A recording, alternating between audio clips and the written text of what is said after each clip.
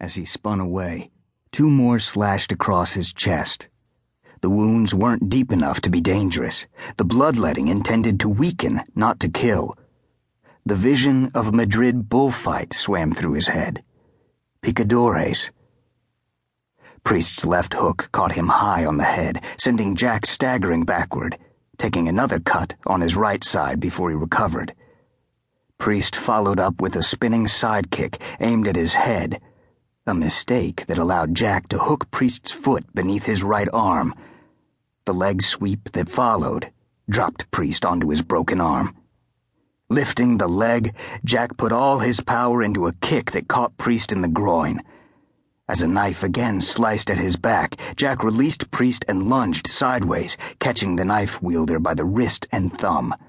His motion twisting the arm over and back, opening the man's throat to the blow that crushed his windpipe. Before the knife could slip from the dying man's fingers, Jack redirected it into a second gang member's stomach. There are moments when surprise and shock are your only allies, and Jack embraced this one, falling upon the other 4, wielding a kukri in each hand. Taking another cut across his chest, he slashed the throat of the nearest gangster and spun under another thrust, his long knife removing the attacking hand at the wrist. His subsequent thrust spilled the man's guts onto his dying friend. Sensing movement to his left, Jack twisted sideways, but not quite fast enough. A razor-sharp blade pierced his left side below his ribcage, just before Jack's counter-thrust dropped the man on his face. The last of the Gurkharis stepped backward, but when Jack staggered, the Gurkhari lunged to fill the opening, a look of shock widening his eyes as Jack's right heel caught him in the throat, crushing his trachea and dropping him to the ground. The blow left the man gagging, vainly struggling to draw breath through his broken air passage. Jack watched as his battle came to a rattling, wheezing end, then returned his attention to Priest. But Priest was gone. Taking a half-dozen steps forward, Jack swept the alley with his gaze, but there was no sign of the man. A wave of frustration engulfed him, sapping the last of his strength and dropping him to his knees. Then, as the Nepali knife slipped from his bloody fingers, the ground rose up to kiss him good night. Sister Mary Judith limped slowly through the darkened slum that had been her home the last 48 years of her fading life.